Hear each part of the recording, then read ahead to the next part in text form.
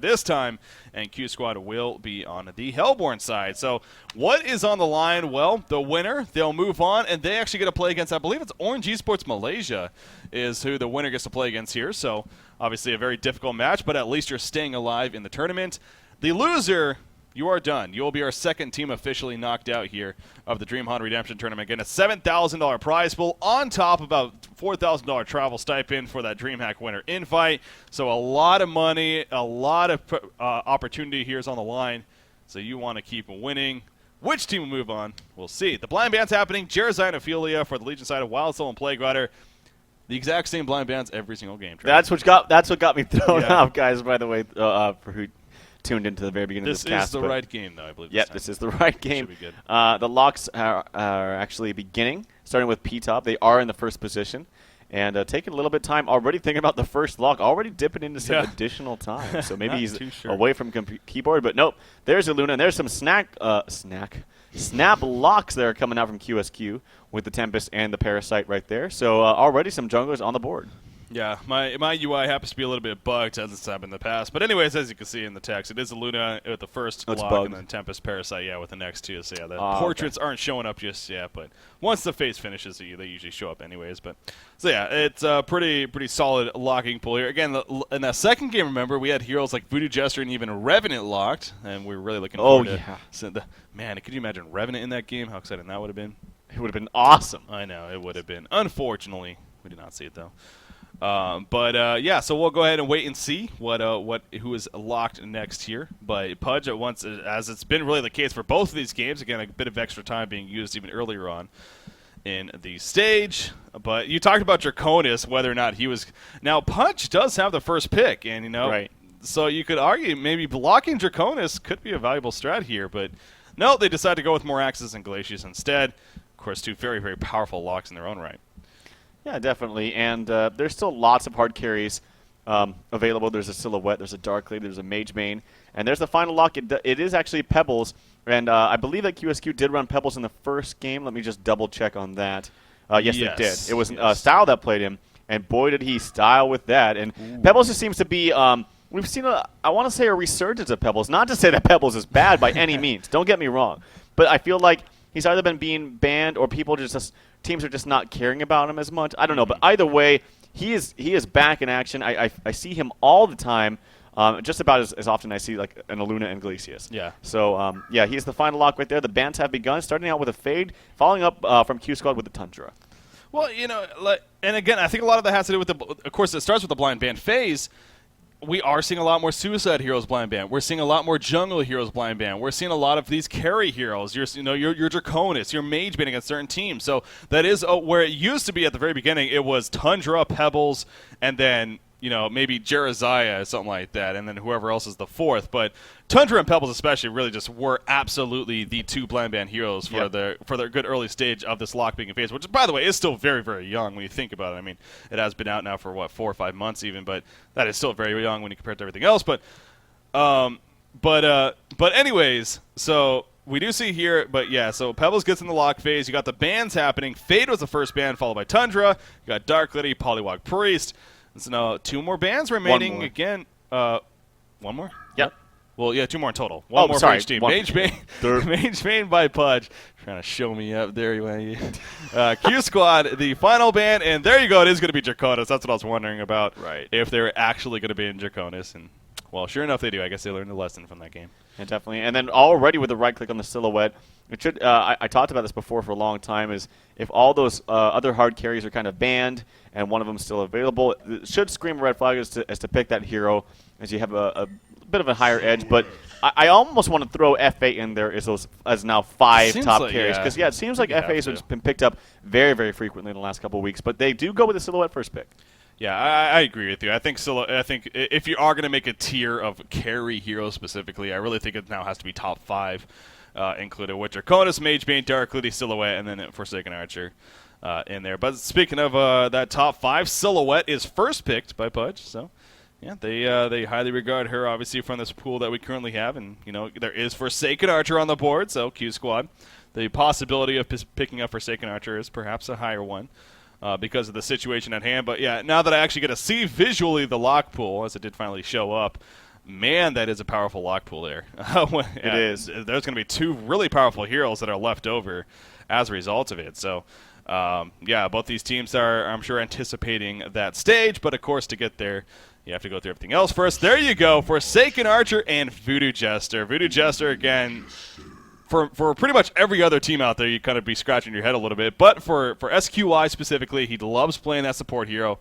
So, you know, they go in and pick it up. At first, I thought they actually picked 3 heroes because I saw the right-click of Zephyr. I was like, wait, did they pick Zephyr too? Cheaters. And there's another right-click coming out from Molly on the Zephyr. But, yeah, I know that they really do like Voodoo Jester. Now, I've given my 2 cents about him before.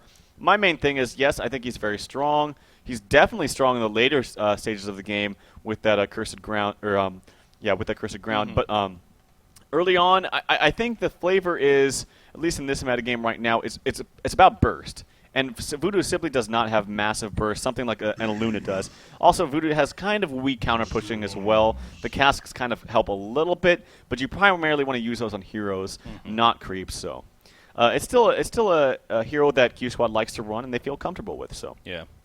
Yeah, as you said, I mean, that Cursed Ground, though, again, obviously it's not burst, but it obviously can be very, very useful all throughout the game. I mean, it not only is great for the early game stage, but even into the late game stage, it could definitely guarantee some kills on what otherwise, you know, may not be some kills. So, yeah, I'm intrigued yet again to see how I'm guessing SQY is ultimately going to end up playing him here for Q Squad. The follow-up picks for PUDG, it is Behemoth and Master of Arms. So, looking pretty similar here. Obviously, instead of Draconis, though, they have Silhouette. So, but they go with the Behemoth Master of Arms once again. And we credited a lot to Payless playing that Master of Arms. He did fantastic in Game 2. I'm sure, once again, he'll play this time and do fantastic here. Pharaoh is going to be the final pick, actually, coming for Q Squad. Yeah, maybe they're worried about a Tempest being picked up. Pharaoh is a decent counter to the Tempest ultimate. Even with Shrunken Head activated, you can still cancel it. But I almost wonder, okay, it was a Pebbles pickup. I actually was going to wonder if they're even going to pick up a Luna, because that roaming coming out from a Luna and Behemoth seemed to work so well last game. But they do go with the Pebbles pickup. So depending on what Q Squad does here, if they leave one of a Luna or Glacius, then I think the lineup for PUDG is very strong. If they take both of them, which I don't think they can because they're going to be too top-heavy on support, then, yeah, I think PUDG is actually in a good spot right here. But they do go with Meraxis and a Luna. That combination, by the way, in itself has been very popular. Yeah. See, I kind of although, see, they still would have, now Master of Arms could be played in a support role as well, but I was going to say they could have gone Glacius Luna. They could run a trial lane Forsaken with a Pharaoh Luna solo, and then have the Voodoo Jester Glacius and Forsaken or something like that. But but again, like you're saying, that might have been the most ideal for Q Squad, and that was to really kind of screw over PUDG. But they could have just done a Master of Arms support then. So, anyways, they're overthinking it, but they end up going with Glacius, sure enough, as their final regular pick. And Silhouette is actually going to be played by Payless here, so I find that a little bit interesting. Again, he played Master of Arms last game, did a fantastic job on him, but they are going to switch it up this time around. So instead, he's going to play Silhouette, and Master of Arms is actually going to be played by P-Top here. So a little bit curious as far as the reasoning of that. And here we go into a pause. Glacius says, need quick pause. Nah. No, you ain't getting no pause. We start this game because we're cool like that. So, yeah, replays for the win. It is going to be Glacius, Master of Arms, and Behemoth, actually, are going to head towards this top lane initially. Pebbles mid, and that leaves Silhouette solo bottom. I like these lanes coming out. The only thing is I actually do foresee some type of dual lane coming out in the mid, whether it be the dual range in Voodoo FA or being a Luna Meraxis. Either one is going to be hard on this Pebbles.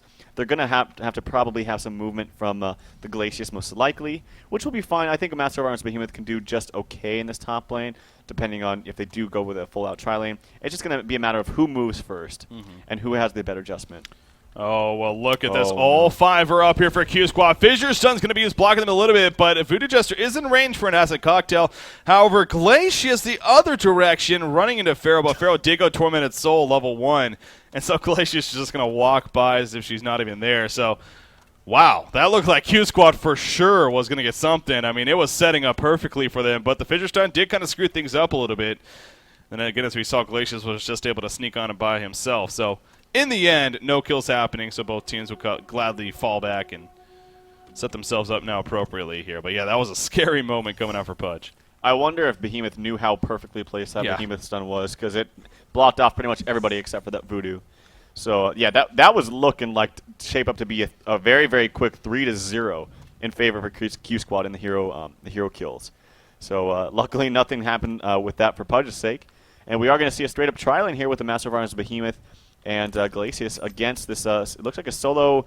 It's going to be played as a suicide Pharaoh up here. They're going to go dual lane mid, dual lane bottom on the Q Squad side, and I think that's smart. If they're able to shut down this silhouette, then that's going to be good. If they need to get lane positioning, that's the first thing they need to do.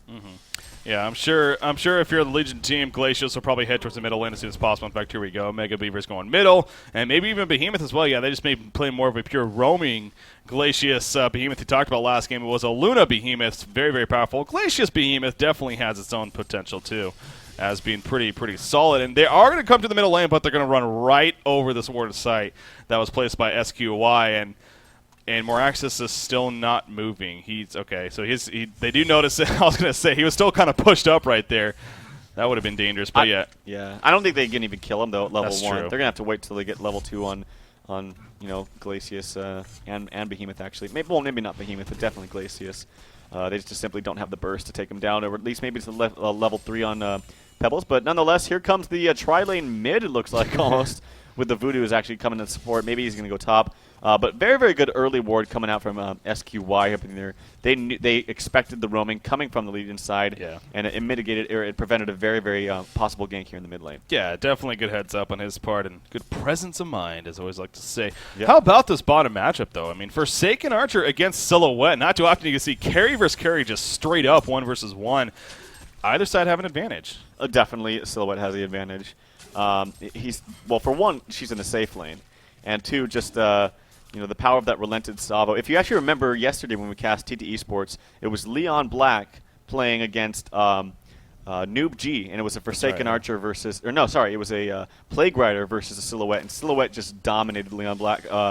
And it was the power of that relentless salvo, the stacks, going up to I think it was 3 or 4. It just did so much damage. So you cannot trade auto attacks with him. So I really do favor the Silhouette. But here comes the roam back down the bottom as Voodoo Jester, and applying a little bit more pressure to this the Silhouette. She knows something's up though, and it's going to give a little bit more free from this Nox playing this Forsaken Archer. Yeah, so I guess it's not technically a straight up 1 versus 1 as Voodoo Jester has roamed back down. But look at that damage on the Voodoo Jester, even just a couple of auto attacks, and Voodoo Jester dropped.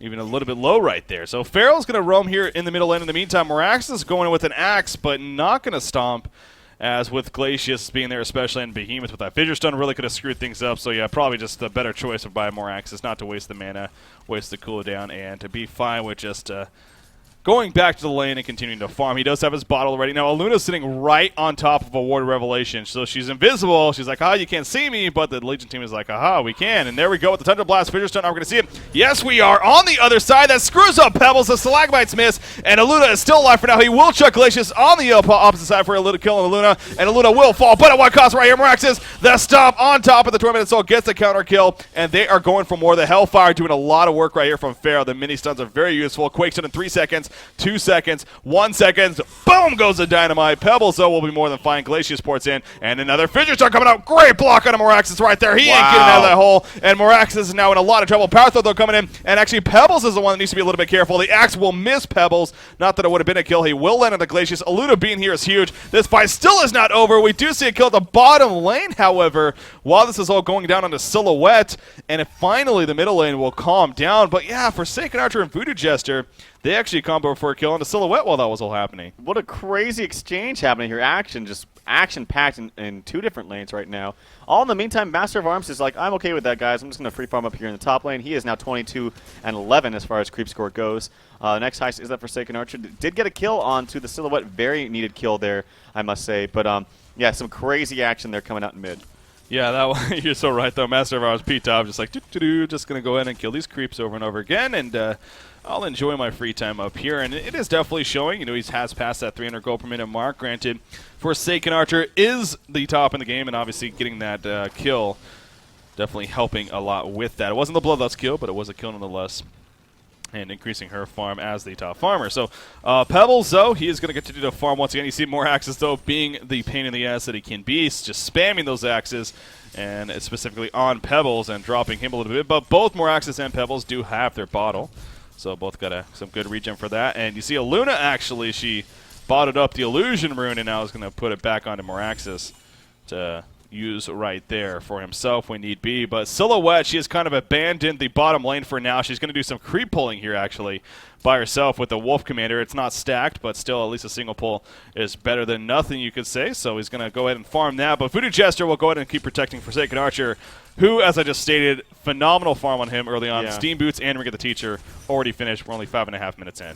Yeah, she's looking like shaping up really well here. And part of the thing about Forsaken Archer, as I mentioned, is she's able to be active early on. And actually, she might get ganked right here. They're setting up a kill around her. There's the Glacial Ice Imprisonment. There's the stun to follow from Behemoth. The Tree Grapple does actually hit. Very, very well placed, but she's actually quite tanky with those Steam Boots onto strength. I think she's still going to die, though. The Cursed Ground is on Glacius, taking a lot of damage. It is a level 2 Cursed Ground, I believe. Yes, it is. I think one more tick is going to be close. Okay, no, she will be fine. But the Courier does die. So that's very unfortunate for the Legion squad. They do get the kill on FA, but the Courier does die, unfortunately.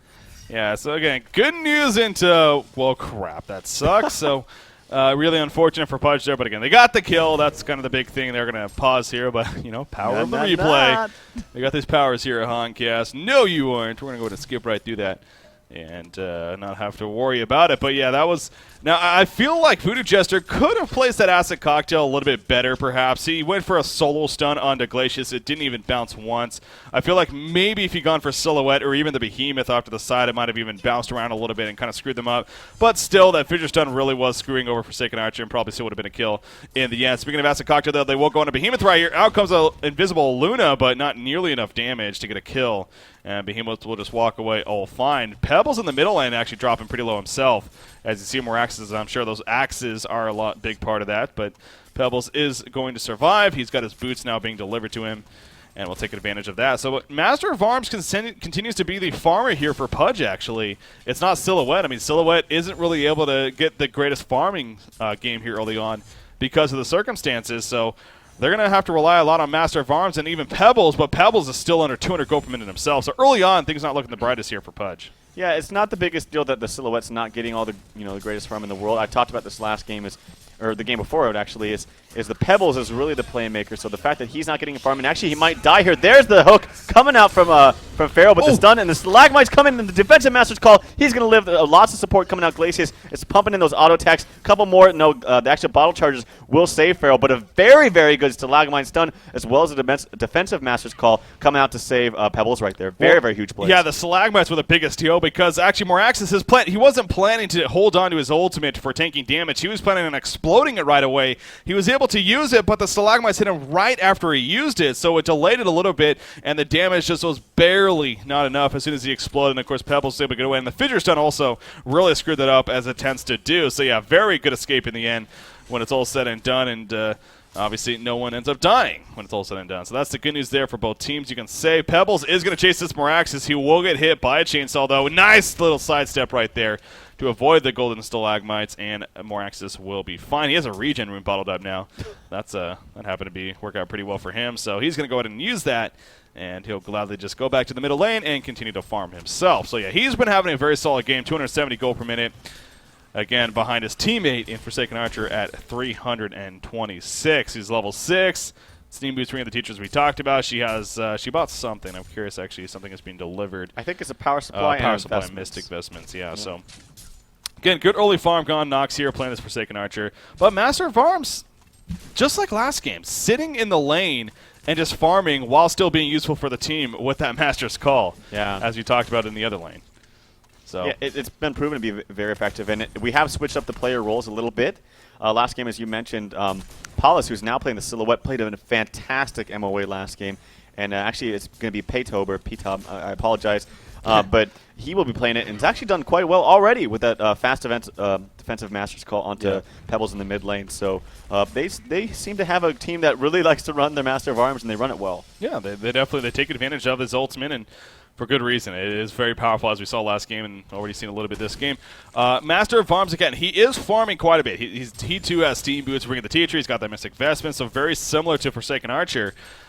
Do you think, do you expect to see that Nullfire pick up once again? By the way, hold that thought, though. We do have the Acid coming out on top of the Power Shot. Pharaoh's in a little bit of trouble. Puts a Mummy Wall up and will end up falling, though. not enough. Behemoth came in with the fissure stun at the last second. Ultimate Defend gets credit for the kill right there. And they're going to set up a little bit of a push now. But Master of Arms, so you think No Fire Blade is going to be that choice? I don't know. I guess it could be good. I really just feel like a Shrunken Head would be strong here. Regardless, though, I've actually seen Master of Arms. He's not in a support role, really, but I've actually seen them go for a push or a Tablet of Command. And Tablet of Command, of course, is always very good against the Pharaoh, and especially good against a hero like Meraxis, who's trying to kite you or trying to catch you down with those axes. But regardless, he's getting very, very good farm. Also, that we saw that goo right there. We actually can see it. It's called Acid Bomb. Yeah. If you can set that up on top of a stun, like he used it right there onto the Pharaoh and then the Ice Imprisonment on top of it.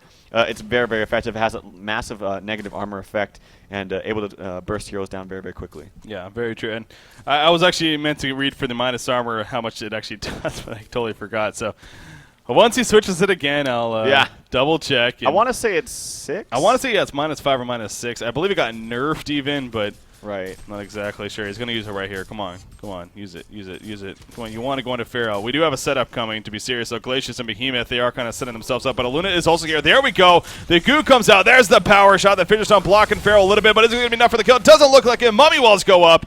And Pharaoh, being played by Jonas and Fan, will be fine in the end. He takes an Ice Imprisonment, but that is not going to be nearly enough damage to finish him off. So good escape there in the end by Pharaoh. Good heads up on his part. You see Meraxis and Pebbles. They continue to go at it. But style on Meraxis does continue to have the better game so far.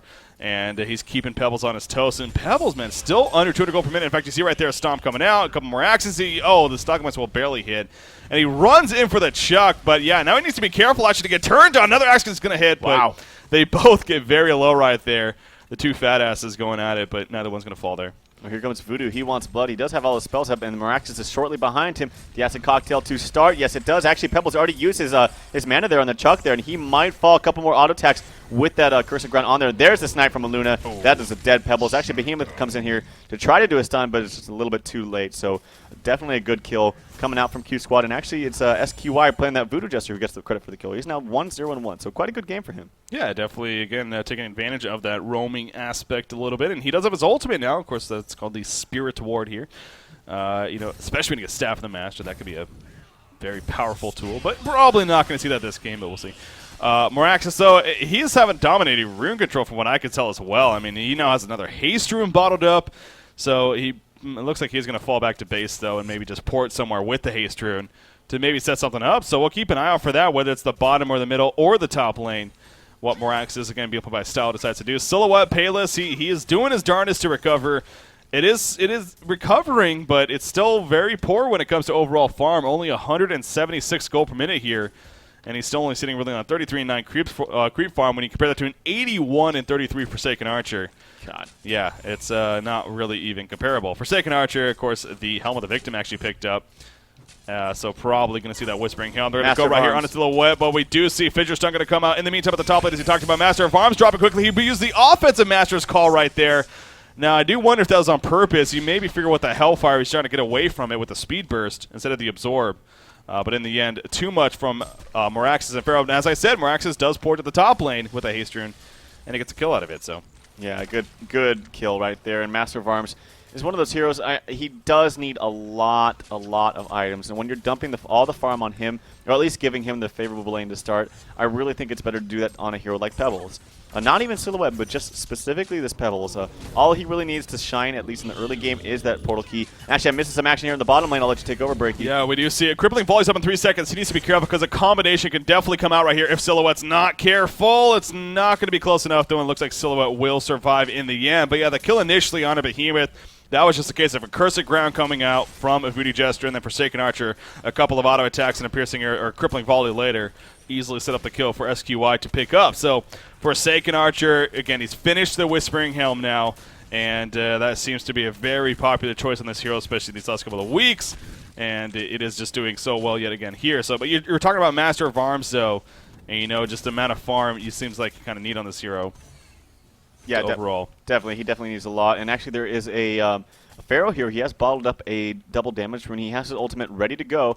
And probably an actually very good counter warding coming out from Voodoo Jester. That ward was placed just a second ago. So that has got to hurt the farm a little bit from Mega Beaver, as I'm pretty sure he was the one that placed the ward. But yeah. Q Squad, they already had a ward up there. Actually, there's the Wrath of the Pharaoh. It hits 2. It managed to get both heroes in that wall. There's the volley. There's the ultimate from the Miraxis, who with the newly purchased portal key just demolished right there with all those spells. All 5 heroes down here at the bottom lane. Actually, no, so there's 4 because Molly actually gets picked off by Tiori. So good counter kill, but nonetheless, I think Q Squad got a much better deal out of it. Beautiful Wrath of the Pharaoh, as you put it. I mean, it's one thing to get 1 hero with that hook, but it's definitely cake day if you get 2, as we did right there. So very, very good hook initially. And we saw the follow-up AoE damage. I mean, with the mummy walls up, if he has multiple heroes in there, you are going to drop between Miraxis, between Forsaken Archer. You can even say between an acid cocktail bouncing around. I'm sure that definitely helps from Voodoo Jester.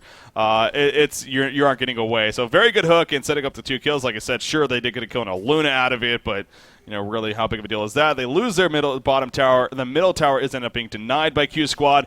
So when you look at really what happened there in the last minute, definitely in favor of QsQ357. They are now looking at a 5,400 gold lead, 4,600 experience lead, as we are just approaching the 16-minute mark now. So you look at Pebbles, really. You talked about that. You would like to see focus farm on him, if any hero on this Legion team. Unfortunately, it wasn't really that case. He is farming 231 gold per minute now, though, and he is recovering a little bit. He's got his regen. He's got his steam boost, so you think Portal Key is next, but he is still a little bit ways off of that. Glacius running into Miraxis and Voodoo Jester right here. Now, good Fisher Stun going to block him a little bit. Glacius will end up falling. You see the curse of the ground doesn't hit anybody. Voodoo Jester will fall. Miraxis is going to pour it out, and that's a Luna, actually.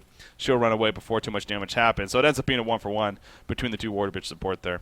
Yeah, and that's just kind of an even exchange right there. But I did want to mention, I really do like the synergy of Forsaken Archer and Pharaoh together.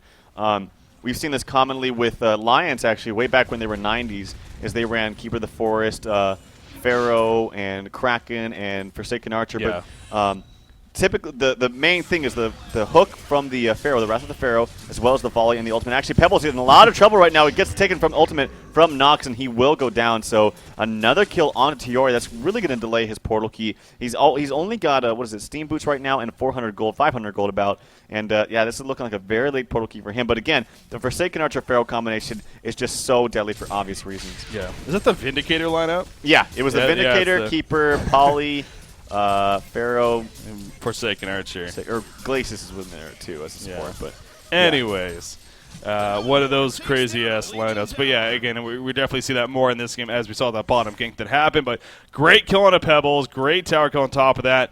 And things are looking very, very good now for QsQ357 if they weren't already. Master of Arms level 11, but he's in a little bit of trouble here at this top lane. You got Voodoo Jester charging in. Acid Cocktail's going to come out. Look at Miraxis right on top as well with the portal case done. There goes the Curse of Ground on top of the Pharaoh initiation. And it's going to be close, actually. Master of Arms. Oh, no. No, he's not. Defensive Master's Call, and he will survive in the end. So, wow. That was, I was a little bit curious as to why. It seemed like Voodoo Jester maybe turned around a little bit early, as well as even Miraxis. But Master of Arms is able to escape, so it seemed like a sure kill. Unfortunately, not a sure kill for Q Squad. And that's good news for PUDG. Obviously, they need some good news right now. Yeah. Will they be able to protect this top tower, though, is a question. Yeah, I didn't see. Maybe he switched his Steam Boost, and I didn't know if he had mana actually to use that, but he did. Maybe he switched them, but nonetheless, good save there. He is able to stay alive, but they are at a deficit, quite a large one, at that 8K gold and about 6K experience. And it is only 18 minutes in the game so far, so Q Squad in a definite lead right now. Oh, we do see a Fidget Stun on the wrong side, though. Energizer going to be used by Master of Arms, so that's his first time of choice. But there's that Acid Cocktail bouncing around the heroes, really stalling their push right there. And the Energizer wears off before they can really even chase anybody down. Power Shot completely missing right there. We see Pebbles getting pushed back by the Mummy Walls, and everyone is still alive here on the Hellborn team. Really no initiation ever even happened, despite all 5 players being up here for Dendy's Jungle Divas. Now, they are going to get a nice tree grapple on a Pharaoh right there. In comes the Ice of Brisbane on top of the Power Shot, and down goes Pharaoh. So they will at least get 1 kill out of it. But again, they invested a lot of resources up here. Stalagmite's just out of range of Voodoo Jester, trying to pick off him, but he was able to escape with his life. So Forsaken Archer, level 13, she is also up here. So the Legion team does need to be a little bit careful to not run into her, but a lot of resources being used, like I said, by PUDG. At least they got the 1 kill, but now they're going to back off here. And they are going to save the tower initially, but it is out of deny range, so. Yeah, it is, and the heroes are going to have to heal. Glacius already porting back. Master of Arms, she's going to go farm this mid lane.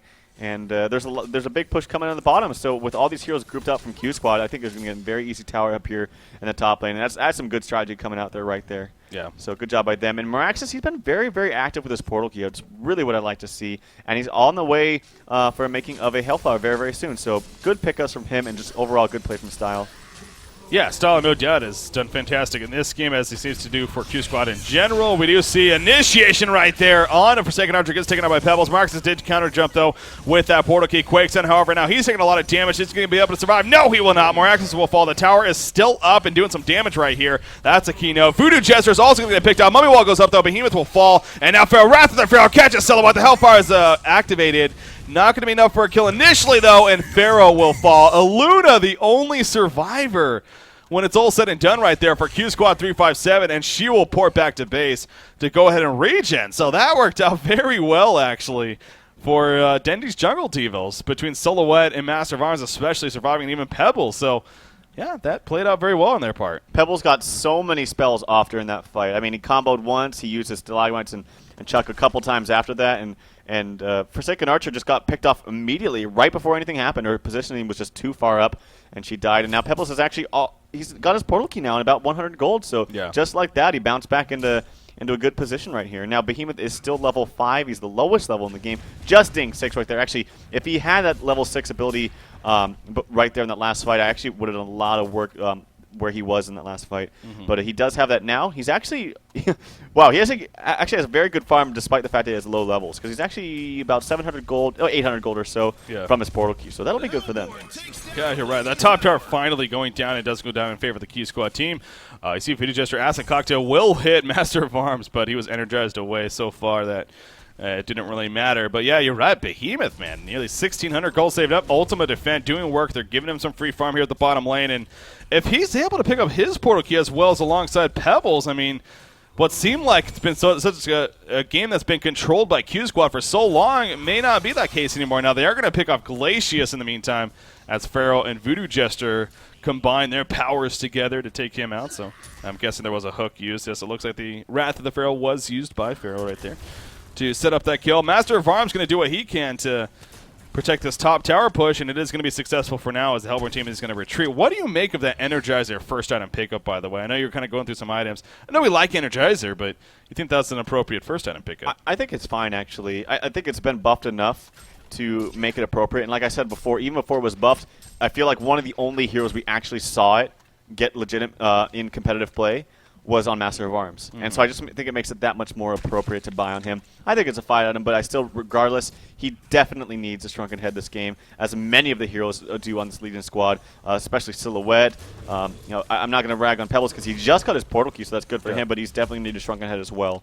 So that's the name of the game for this Legion squad. And already I think Silhouette is going to form that. Could be a shield breaker. I sure hope not, because she really does need that Shrunken Head to mitigate a lot of the magic damage that's coming out right now. Yeah, we do see Behemoth. Again, he's getting definitely close to that portal key. He is farming this top lane in the meantime. And he needs, maybe with a couple of these creep kills, it's actually, I think it's going to be just short, but he will have that portal key with the next creep, and I'm sure he's going to combo it and pick that up. So both Pebbles and Behemoth very likely going to have the next portal key before the next initiation, or will they? Because look at the Hellborn team. They are trying to make a move right here, maybe catch somebody, maybe this Pebbles. By now, I'm sure they've even seen him, that maybe he has it. Oh, we got Master of Arms running into the Hellborn team. He doesn't even know they're here. He didn't even spot them. Out comes the Acid Cocktail. In comes Meraxis. The stomp will hit, and Master of Arms will fall. As a result, a little bit of overkill there as the Wrath of the Pharaoh was even used. A little bit questionable. But they get the kill to Master of Arms, and now they will retreat. But now double portal key has been picked up here between Pebbles and Behemoth for our Legion team. So, yeah, I mean, losing Master of Arms, obviously that hurts, but we've got 2 portal keys now to deal with. So that's a good deal for PUDG, and coming up to the 24-minute mark here. Yeah. It kind of sucks that Pharaoh used that Wrath of the Pharaoh ultimate. I mean, when you saw the ultimate pop by Meraxis, that should signal a flag as, okay, I'm going to pop this. We're going to get the for sure kill on him. I'm only saying that because they're smartly going for a Congor attempt right here, but I feel like if they did have that Wrath of the Pharaoh, they could actually look for a pick-off in the meantime right after Congor is killed or something like that. But that being said, Meraxis is actually too low HP and mana to really fight after the Congor kill. The Token of Life does go to Forsaken Archer, I believe. Yes, she does have it. And Meraxis one step closer now to that Hellflower as he picks up another Arcana. Yeah, that's another deadly item. I mean, man, obviously a lot of focus is on Forsaken Archers. It should be 451 gold per minute. Nox continuing to do superb on her. But Style, he's had a great game of Moraxis. You talked about it earlier. As soon as he got that portal key, it seemed like he's been so active with it. And now he's getting even close to a Hellflower pickup. And we're only really 25 minutes into this game now. So Moraxis a huge impact here for the Hellborn team. But again, that portal key on both Behemoth, specifically Pebbles, that is solid for them. I don't know if we've seen Pebbles use it yet, though, and not to say that it's his fault. I think it's safe to say QsQ has actually been doing a pretty good job of kind of grouping up and not really giving him those feed opportunities, but it's still unfortunate nonetheless that Tiori here has not been able to really find that opportunity. But again, they do have it on both him and Behemoth. And Master of Arms is going to continue to farm away at the middle lane a little bit as it's being pressured by QsQ. All 5 of them are here, so QsQ perhaps going to look for a fight here in the middle lane, as they're going to start chipping away at damage here on the tower. We'll see if it pays off. Remember, they do have a token of life of Forsaken Archers, so very likely the reason as to why QsQ is choosing to make a move right here at this time. Will we see PUDG put up much of a defense? I mean, I got to think with those portal keys, they would like to, but they're playing very passive right now. It's too hard. Look at the spread from QsQ. Yeah. They have a great spread. They don't really need to do anything. They can just sit back behind this Forsaken Archer, have a very good positioning, and just have her pump, tons of damage on this tower. They don't have to do anything because she has a token of life. And so they're in a very, very good position. They're playing this just as they should. In the meantime, Pebbles realizes that he really can't do anything. He pushed up a little bit on the bottom lane, but actually, and there's some action. I'll let you take over, Master of Arms jumped in. He hit the creep wave, though. He's going for Master of Arms, I believe, but he completely whiffed him. And now Pharaoh's in a little bit of trouble right here. Power Shot going to be used. The Mummy Wall was already used by him, but he is going to survive in the end. The tower will fall. You talked about that spread by the Hellborn team. Definitely working. Moraxis will catch Glacius in the meantime. He activated his ultimate and exploded it right away to take out Glacius. So they do get a hero kill on top of that, and now they'll port back and be fine. So, yeah, definitely a very smart move being made here by QsQ. They get the tower kill, they get the hero kill. They have a significant lead now at 26.5 minutes in. Might as well fall back and get even a bigger lead as we constantly talk about. But, yeah, that was great positioning, really, on QsQ's part to start that fight that really PUDG just didn't have any opportunities there, despite their lineup. It was really good by them. And actually, I missed a kill there, but looks like SQY just get taken out. Yeah, just get taken out immediately. So good pickup by Tori, and he does pick up that bound die that SQY was holding. So they're going to need to use that to actually get all of these wards down. Look at all those wards. There's one right there by the Ancient. It's actually about to fade in about 2 seconds, so that doesn't matter. But one down here. Interesting place ward right over here. Usually we see it on the kind of lower side of the that tier 2 tower, and then another ward right here in the mid. So they do have some wards to boot that he can actually counter, and he should be doing that right about now. But yeah, nonetheless, very good kill, very needed, especially in the position that PUDG is in. Yeah, he's going to run right over this ward aside here. So there we go. There's one counter, and it's just about to wear out too. So at least they're going to get some gold from it. The 50 gold bounty that they get.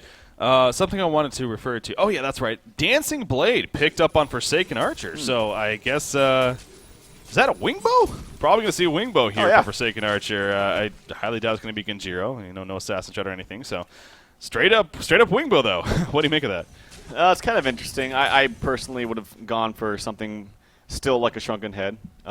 Yes, it doesn't provide 2 damage, but I don't think they really need that right now. I think they just need her to survive. Yeah. And she'll be fine. They'll be able to push up the tower, no problem. Now, that being said, maybe it's the thought of, well, if Pebbles initiates on me, I might die anyway. But actually, I missed a kill very deep in there.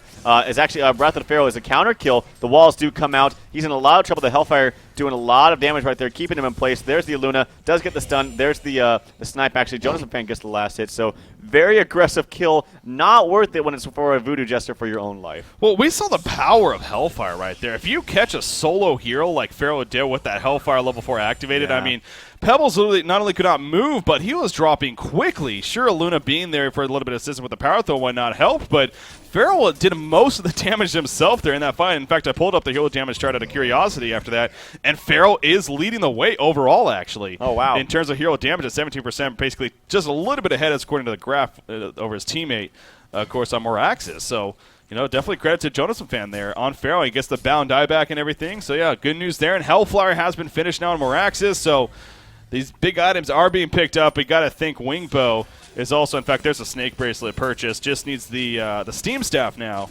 And we're going to see a Wingbow here on Forsaken Archer as well. So you got Silhouette. She did choose to go the Shrunken Head route over Shield Breaker, so good for her. As you were saying earlier, definitely the correct choice, but she's still behind quite a bit overall. I mean, really 283 to 511 here. God. I mean, goal per man comparison there. Almost half, really. That's just scary. Also, we're playing a game of musical bound dies, as the bound die went from Voodoo then to Pebbles, and he died. Now it goes back now. Actually, Pharaoh has it. Energizer coming out down here the bottom lane. They want to make something happen in the bottom. Woods, I'll let you take over, Breaky. Complete miscommunication here from the Legion team, and it's going to pay off big time. Master of Arms in a lot of trouble. Behemoth the counter, though, on a Forsaken Archer. Master of Arms gets picked off. They will get the kill to Forsaken Archer, but remember, she had a token of lives. They're going to be coming right back up. Silhouette dropping quickly. Now, she did have a Shrunken Head on during that Spirit Ward that was being used by Voodoo Jester, so not taking the damage from that, but Pebbles will fall right here as he goes down the cursor ground, ticking down Silhouette a little bit, but obviously not enough for that kill. But the reason why I said miscommunication there was the Pebbles and Master of Arms, they both Homecoming Stone ported in. Master of Arms energized right away, but Pebbles went to the creep wave and farmed it with his Chuck rather than chasing the Hellborn team. And obviously Master of Arms had a completely different idea. He ran in by himself as a result, and obviously we saw the end result of what happened there. So yeah, big time miscue there for PUDG. They get the tower kill. They got the 3 hero kills, I believe it was. And QsQ just has even a bigger lead now. They really had absolutely no business fighting, though. They should have known that the token only had a tiny amount of time. If you're really good and you're really on top of your game and you're taking this game seriously, you should actually physically write that time down so you know exactly for how long they have that token. Yeah. And if they didn't, if anything, they should have had a good idea. There's no reason to be fighting into a team that we know has a massive lead on top of us, and on top of that has a token of life. So there's really no reason to fight that. Just a bad decision coming out from Denny's Jungle Devos. Yeah, I do apologize. I did say that the Spirit Ward wasn't doing any damage to Silhouette because of the Shrunken Head, but it is physical damage, so it didn't look like it was doing damage, though, so that's why I'm kind of thrown off by that. But anyway, Silhouette is going to be picked up here in the middle lane nonetheless. Good Wrath of the Pharaoh also catching Glacius as well. And Jonas Fan definitely having a superb game here. He's landing some very nice ultimates. Yeah. And as we saw right there, just another case of that. The top lane, Pebbles and Master of Arms need to be very careful up here because you can see the mini-map, the collapse that is coming. Voodoo Jester charging in. He will be hit by Stalagmites. Good job by Pebbles. But Meraxis don't care. He jumps in with the Quake Stun. In comes the Acid Cocktail on top of the Cursing Ground and the Crippling Volley. And Master of Arms, absolutely no chance of surviving right there. So, and more picks coming out from QsQ357, and the game is quickly slipping out of the hands of PUDG here, it seems like. Yeah, definitely. And actually, Fair was trying to get a kill secured there onto, I want to say those Pebbles, but wasn't able to do so. They do get the top tower. I mean, this is starting to spiral out of control now. They're 20k gold lead, 16k experience, and just the aggressive nature of style playing this Meraxis really has kind of started the game and is continuing to be very effective for Q Squad. I mean, every initiation he's had has been successful. Yeah, it definitely seems like it has been. So, Jonas Fan, big credit here in this game so far for Q Squad. They are going to stick as a squad, and they're going to kind of move towards the bottom lane. And, yeah, the fact that he's also very close to Hellflower himself is pretty damn crazy. So they'll have the 2 Hellflowers. Soul's Bulwark, speaking of big item pickups, finished on Meraxis. He also just bottles up a regen rune there, and Congor is not back up just yet. Forsaken Archer. And we're talking to Life, of course, but Congor is still probably going to be a couple more minutes at least before he comes back up. But I got to think with the Warhammer, Savage Mace is a very good possibility here for Forsaken Archer. Of course, it could be Shrunken Head, I guess, but probably going to be Savage Mace. So why not just more raw damage in this case when you do have a pretty solid league going on here? Legion team, they are grouping up. They're trying to find somebody. We'll see if they find that opportunity. Pebbles will jump in on top of Behemoth. They are going to drop Meraxis right here, so a good start. But will it pay off in the end? The Acid Cocktail bouncing around, piercing arrows, take out Behemoth.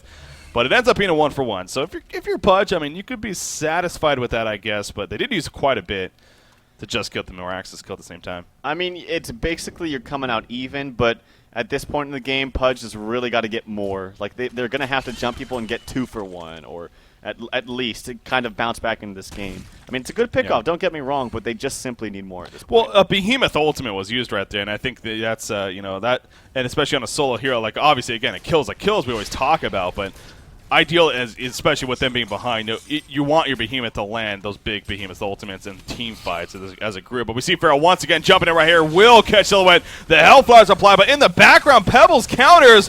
But that was a pretty silly move in the end, it seems like. The split shot was activated by Forsaken Archer. She just tears up Pebbles, goes through Glacia. Silhouette, Shrunken is activated. She's just completely on the run, though. It looks like she is going to be able to escape right here as she Homecoming Zone ports out. But again, just a great reaction on the part of Q Squad. And they get the couple of picks. Congor is back up, and we're very likely going to see a second Congor taken out now by QsQ357 as a result. Moraxis is going to join the party now. He just resurrected. And here we go for another Congor kill. Yeah, and I want to mention, too, that I'm going through my mind the ways or the reasons why Forsaken Archer has been picked up so often. And we can't forget, too, that quite some time ago that the ultimate cooldown was definitely buffed. It is now 60 seconds at level 3, and it feels like you can cast that very liberally. You can constantly cast that. And it does a ton of damage. Also, on top of that, it now creates that mirage or I was gonna say, that illusion. I think that's a big thing. That's a huge thing as well. I mean, both of those reasons, or both of those things are reasons why I feel like Forsaken Archer is picked up. Again, that happened quite some time ago. It's not like a new change or anything, which is something to note. Well, I mean, you're right, because there was two. There was the illusion creation. There was also the split shot change too, where it used to be reduced damage even on the regular attack, but they changed it to where the regular attack actually still does 100% damage, and the split shot damage is actually reduced. So, yeah, with that on top of the illusion spawning, I think we're just because before that she was very, very rarely seen, but then really she just started to take off. I think especially because of that. So, yeah, and we definitely see her a lot lately, as we've been kind of stressing. Again, another example here being played by Nox for Q Squad, doing fantastic, nearly 600 gold per minute. Not only have we been seeing her, but yeah, it just seems like her GPM has just been so intense on top of that as well. Similar to even Draconis. Savage Mace just delivered right there. Yeah, she is quite the beast right now. And you keep going back to Silhouette for our Legion team and for PUDG, and you're like, okay, well, at least she's not really. 260 gold per minute, it's just not the greatest. She did go Portal Key after a Shrunken Head. I mean, again, I guess it's a solid item pickup, but it's just you're so far behind, and it's just showing with your items. When you compare her damage output to Forsaken Archer, 114 max compared to 303 max. Jeez. Yeah, it's like I said earlier, it's not really comparable. Yeah, this is crazy, the difference. My God. Triple the damage, basically. But there's the initiation. And actually, the first failed initiation, I want to say, from Moraxis. But, you know, you still got to jump in there. You still got to try something. And it was a good attempt. But nonetheless, Forsaken Archer still doing a ton of damage. Look, at just attacking from the low ground doesn't matter. You still hit with that True Strike. And it's a very effective tool into pushing. In the meantime, though, Pebbles is going to take his time getting this bottom tower here. He will get it successfully. It's probably going to TP back soon, I hope, because he's going to take a lot of damage onto this mid lane. So he needs to TP back now. I sure hope so. He's obviously getting a little bit greedy here, but this tower is going to fall, and then Rax is going to start dropping. I hope they have invulnerability. I believe they do. But yeah, so he's finally ported back. There's the invulnerability. They probably need to go here. There, Wrath of the Pharaoh comes out. Pharaoh's like, screwed. I'm going to go. Hellflower comes out. Master of Arms. Will falls to resolve. Quick's in the background. I don't think he'd even hit anybody, but will it matter in the end? He has the ultimate activated. The Behemoth's ultimate goes out, but minimal damage it looked like. I don't even know if he got much, if any. Moraxis will get picked off. The Fidget Stun definitely screwed up a lot there in the Legion's team favor, actually. So it ends up being a 1-for-1 exchange, but you did lose your melee Rex on top of that, and Forsaken Archer still has a token of life. So solid again, but it's still you need a lot more. Oh, actually, Voodoo Chester gets caught out here. Good Fissure Stun. Going to tap himself over the ledge, though, and he'll be fine.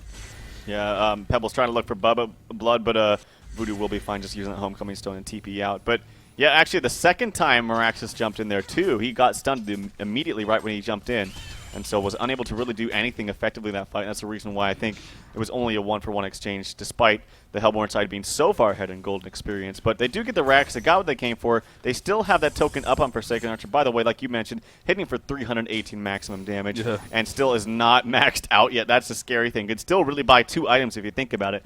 Can turn that Whispering Helm into, of course, a symbol of rage, and then with that token being gone, can maybe Rift Shard's level 4. There you go. Exactly. Why not? That's what he should definitely go for. So he's obviously saving up a good amount of gold right here. 2,700 gold saved up. The Hellborn team just going to go through a process of pushing back their lanes in the meantime, and now they're going to group up and go for perhaps an ending fight. Pharaoh will jump in onto Behemoth right. Behemoth locked down. The Hellflower's applied, and he dies seconds later, gets disintegrated. Pharaoh is going to take that goo right there, but he's more than fine. Acid Cocktail hitting Master of Arms, but he's energized, and he'll be fine himself. But Behemoth is down for another 30 seconds. He cannot buy back. Hellborn team, though, they're not going to really overcommit anything right here, of course. Just taking their time. We're now 39 minutes in. they have a very, very, very comfortable lead here. So really, I think it may be a case of PUDG. They're maybe just going to give it one last go here. They do got a level 2 Behemoth ultimate. You can manage to get a solid placement. You know, Pebbles jumping in on top of that. You got Silhouette. She's okay damage right now. Maybe something can happen, but obviously it's very grim right here. It's going to be hard, and they're timing the push well. They already have the mid-rack, so they can just kind of sit here and wait for the mid lane to be pushed in. Forsaken Archer still has that token of life for 2.5 more minutes. So, yeah, they're at such a sizable lead. It's going to take a miracle, honestly, for PUDG to get back into this game. I'm feeling miracles right now, Trelf. Let's see what happens. Forsaken Archer is going to push the tower, of course, with that Savage Mate stacking uphill. He don't care. He's just going to take it out really quickly. Here we go. Behemoth charging in. He wants to make something happen. He throws out a fissure stun and says, have a good day, sir. Tower will go down. When is Behemoth going to jump in? That's the big question. But you just look at the Hellborn team. Yeah, the spread is just so intense right here. They don't have to do anything. Forsaken Archer has the token. She's got all the damage in the Pebbles world. says, screw it, I'm going, and the golden Pebbles appears. Forsaken Archer will drop with the Wrath of Pharaoh in the background, catches Glacius. Mirax is still getting a good jump himself, and Silhouette's dropping. The Hellfire's applied on both him and Behemoth. Silhouette will port out the last second and barely survive, but the damage on. There's a Behemoth ultimate coming out, but he'll die shortly after. The melee Rex goes down, and the GG well plays are being called. It's going to be official. QsQ357 we'll be moving on to the second round of the losers bracket. So congratulations to them as they are moving on. Of course, that means for PUDG, a.k.a. Dendy's Jungle Devos, they are going to be falling short, and they'll be the second team officially eliminated here from the DreamHoN Redemption Tournament. But still, a good run for them, and hope to see them, of course, in future events. Yeah, definitely. I think well played by both teams in this series. We had a lot of fun action, actually. Yeah. It was not, for the most part, it was not passive play. There was a lot of things going on. Especially this game was like a volatile 3v3 mid-action. So, yeah, it was pretty crazy. A lot of fun. There at the end, also, Forsaken Archer really held her own there. The Pebbles was like, I think you were right. If I want to say exactly what was going through Pebbles' mind, it was, screw it, I'm going in anyway. Just jumped in. Didn't matter. Forsaken Archer still didn't die. Was leeching so much life with that Whispering Helm. So. Well, it's obviously a key. Yeah, if you're the Legion team, you're what really do you do there? You just don't have many options. You're so far behind, so you got to go in. But clearly, yeah, that was honestly very, very solid play from Q Squad, and I am very impressed by them. And again, this does set them up to play now Orange Esports Malaysia in the next round. And with the way Q Squad's playing recently, that is a tough matchup to call. It really is. I mean, Orange, obviously, they are a very powerful team in their own right, but QsQ357 is looking very, very good, and I would not be surprised to see them put up a very good fight, if not even be victorious over Orange Esports. So I'm really looking forward to that matchup. I don't know about you guys, but as far as you can see the brackets on your screen right now. So again, in case you missed yesterday, Complexity and Trademark Esports, they are going to be meeting up in the winners bracket finals. Of course, Trademark defeated TT Esports in the winners semifinals. Tomorrow, we are going to be coming back at you guys, 12 p.m. Pacific, 3 p.m. Eastern, 2100 Central European Time. We're going to be casting that TT Esports versus Pikachu matchup. Yep. Another, on the 3 matchups that we have left so far, I mean, those are fantastic matchups, really. So TT Esports versus Pikachu, that is going to be coming at you tomorrow, and that will be live. From this point on, it should be live. We shouldn't have any more replays, pending on some reschedules. But we've actually done pretty well as far as not having too many reschedules lately. Yeah. So that's good. Yeah, I think this has been the only one, actually, with the bracket stage. So obviously we're going with a little bit different of a format here here in the bracket stage, trying to get us good coverage here on HoNcast, and for you, the fans, to tune in to watch every single match. And we're accomplishing that so far, and that's the way it should finish. So every single match covered here on HoNcast.com for the bracket stage. Again, TT Esports versus Pikachu, best out of 3 series. That is coming at you tomorrow. So cannot wait for that. But today is finished. Q Squad is victorious over PUDG here. Any final words from you, Trev? Shout out to a different guy. I owe him a shout out. Again? Yes. Another one? Yes. A different guy is a special He guy, didn't hear it. I forgot it one game, and he didn't hear it, so. Gotcha. I hope you're watching this. I'm not doing it again. I'm not doing it again. All right. So, yeah, definitely. Hopefully you had fun, guys. I know we did here in this best out of 3. Happened to go 3 games. Always a cool thing. But, again, congratulations to QsQ357. They are victorious over PUDG. With that said, going to wrap things up here from HoNcast.com. I am Breaky CPK. Of course, joining me is Tralfamador. You can find him at Tralfon on Twitter. And at Breaky CPK. At Twitter as well. So definitely check those out. Follow HoNcast. Like HoNcast on Facebook as well. A lot of updates going through there. Also, shout out to MilkFat as well as Killer Orange, our producer. Have a good night, guys. We'll see you tomorrow. Peace.